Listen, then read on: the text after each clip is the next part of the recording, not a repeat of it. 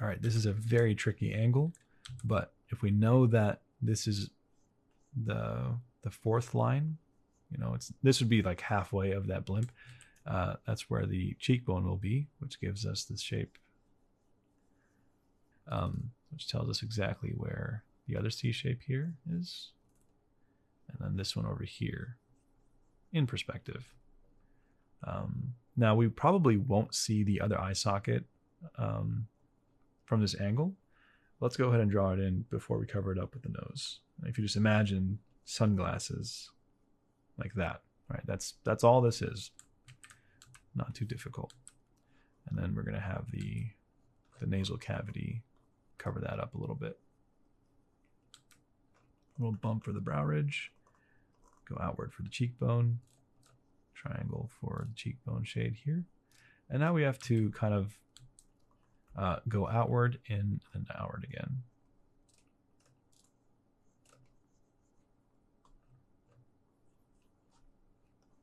I'm just going to shade this in entirely. I'm not too concerned about the hollow part of the actual skull.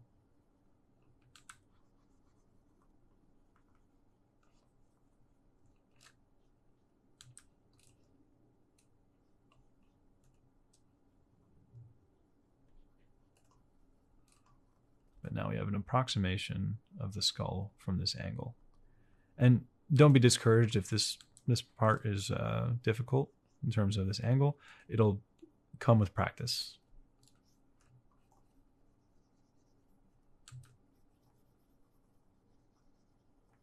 It's going to imply the shape of the actual skull here. I'm sorry, the mandible or the jaw.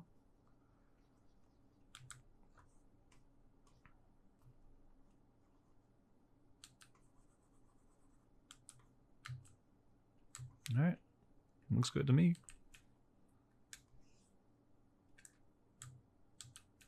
And once we have all these sketched in, I'm going to resize them and arrange them to a little bit more appealing to look at. Okay, cool. This time I'm going to start with the eyes instead of doing that whole C-shaped thing. So if we have our sunglasses in perspective here,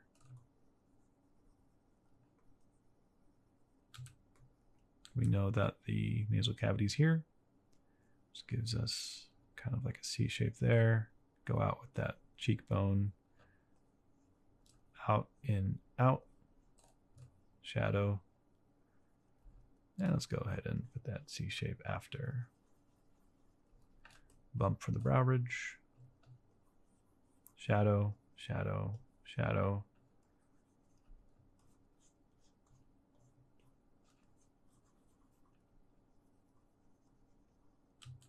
And there you have it for that. Of course, the sizes are a little bit off, but we're going fast here. I like to go fast.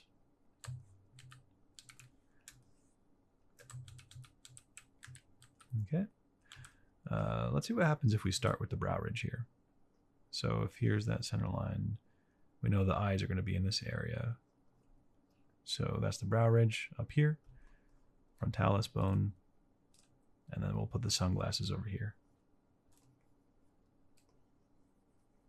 And from this angle, if you're having a hard time with the perspective of the eye socket, just learn the 2D shape of it. It's going to be like a smaller shape here and a bigger shape there.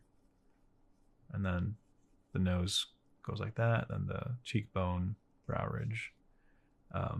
And if it helps, kind of just grab the actual references and trace over and figure out what these shapes actually are through repetition.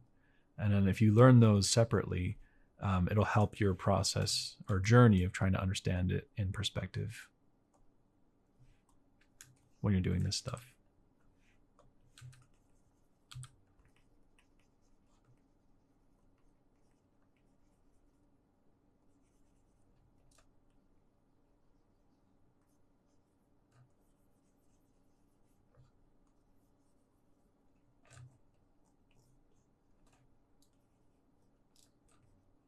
Out and out.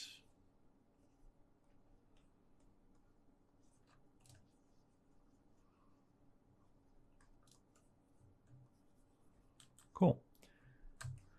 And now you can say that you can draw skulls from pretty much any angle. And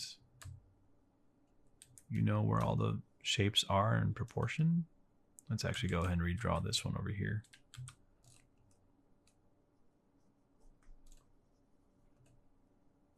Now that we've warmed up a little bit with our demo.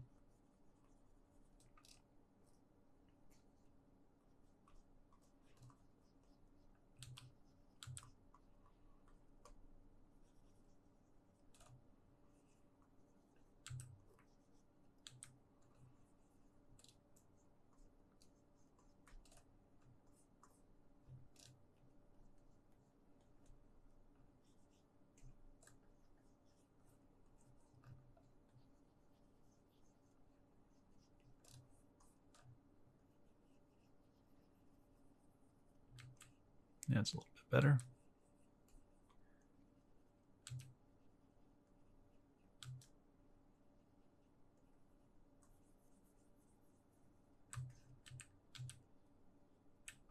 And we'll just rearrange stuff so that it's a little bit more appealing, because they feel a bit small on the screen. So I talked about bricklaying in terms of where these are located on the vertical and how they're offset, but I actually also do that sideways too. So I'm not going to take this and then line it up perfectly with that, right? So if I had it aligned perfectly, I don't want that. So I'm going to make it go either higher or lower so that we kind of still continue that dynamic avoidance of that kind of visual tangent.